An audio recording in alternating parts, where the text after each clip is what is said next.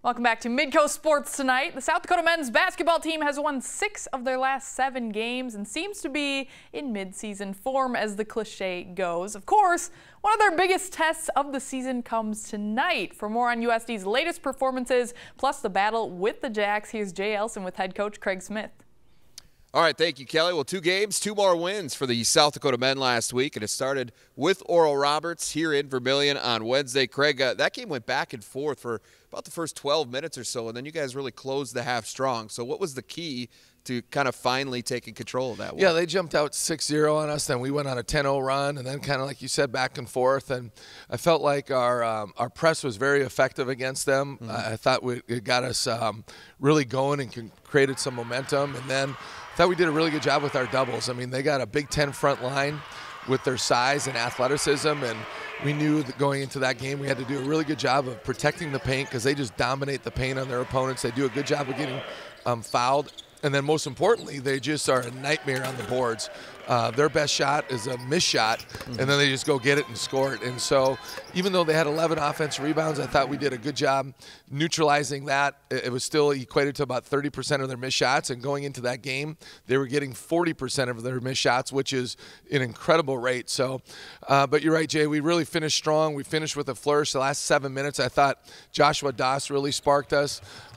We really kind of fell into a rhythm of their zone defense. You don't see a ton of zone. We've been very effective against zones this year, but sometimes it takes a little while to warm up to that, and I thought we did a great job attacking that and getting easy baskets. Now, from an individual standpoint in this game, Tyler Peterson delivers another solid effort. He finishes with 13 points on 6 of 8 shooting.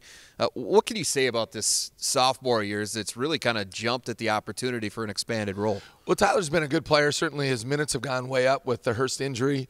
Tyler's got great feel for the game. He really knows how to play, and he's just in the right spot at the right time, and a lot of times the ball just kind of finds him. And it's amazing how that happens with guys that have good feel that way. That night in particular, he just, they're sitting in the zone, and he's making skip passes on the money. He's finding seams in the defense, whether it's dribble penetration or with the pass, and he really led into easy baskets or easy shot opportunities for a lot of people, and then, of course, for himself, going 6 for 8 from the field. Speaking of playing well, another Tyler Hagedorn got off to a great start for you in Omaha on Saturday. He scored 14 of your first 16 points, 14 in a row, as a matter of fact. And he really set the tone for what was a big first half for you. Big night offensively, really. It was. That was a big game for us. I mean, they all are. We'd struggled in their new arena the last couple of years, and last year that was our last loss before we went on the 6-game win to finish out the regular season and win the championship. But Hags really came out ready to roll. We got an easy basket inside with Mooney to start the game, and then Simpson found Hagedorn for a layup. And sometimes when you see the ball go into the basket right away, it creates some momentum, right? And Tyler was doing it in every which way, and our guys were looking for him. He was making threes, driving to the basket, posting up, and doing a lot of different things. And Omaha was throwing the kitchen sink at us defensively in terms of what we were doing. And our team did a great job of adjusting and finding guys in the right position to score. And Hags had a heck of a game against Omaha on Saturday night. Finished with 25 points. You guys were up 18 at the break. A little bit more up and down there in the second half. So how do you feel about the way your team closed this one out? Well, I loved how we played in the first half. We had a big-time surge the last 7 minutes. We went into halftime, had 10 assists, 2 turnovers. It's hard against Omaha team. Maybe they're not quite as athletic as they have been, but still to only have 2 turnovers, you're doing something really, really well. Second half, I thought we got a little bit stagnant. Didn't get the ball moving quite as fluid. Maybe weren't as much in attack mode, and they were able to kind of get it down a little bit. And then all of a sudden, we go on this big-time run to get the game up to 22 with about 6.5 minutes to go or something like that. And then we got really stagnant in offense. Then I thought we stopped playing team basketball and tried to just overcomplicated the game instead of making it simple. But all in all, last week, I thought we had great balance.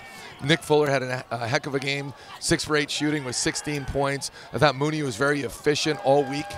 His shooting percentages were a lot higher. And then going back to the Oral Roberts game, we had 5 guys in double digits and a 6th in Trey Birch-Manning that had 9. So I really liked what we did last week, and we're going to have to really continue that forward this week against a heck of a South Dakota State team, and then seeing Denver on Saturday to start the second half of conference play. Well, let's talk about South Dakota State because that is the big one coming up this week, the one that everybody has circled on their calendar because it is SDSU, but also because it's 1 versus 2 in the conference at this point. The Jackrabbits have been putting up video game-like numbers on offense. So what are some of the specific things that you have to get done defensively in order to slow them down?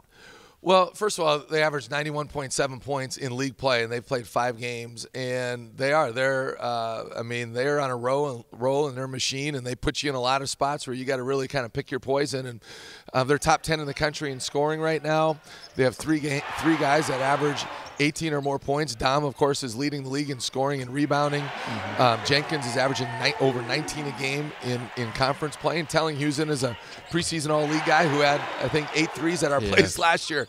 So they put you in a lot of spots. And Flatten is leading the league in three-point percentage. So they just put a lot of pressure on you in so many different areas. And, you know, you can sit here and say, well, we need to do this and we need to do that. We need to do this. And, yeah, maybe you need to do a little bit of all that, but at the end of the day, you got to be who you are. Sure. And so we're going to do what we've been doing. We're a very good defensive team, and we got to just continue to take that to the next level on Wednesday night. All right, it's going to be exciting. I think this place is going to be rocking on Wednesday night, and we're certainly all looking forward to it. Good luck to you, Craig, in that one and in Denver on Saturday. We'll see you again next week. Sounds great, Jay. Thank you. All right, thanks, Craig. And Kelly, we'll send it back to you. All right, thanks, Jay. If you haven't heard, tip-off between the Jacks and the Yotes is set for 7 tonight right here on Midco SN. We can't wait. When we come back, an SDSU junior guard who shares a hometown bond with his coach. Learn all about Brandon Key next on Midco Sports Tonight. Midco Sports Tonight, presented by Avera Orthopedics.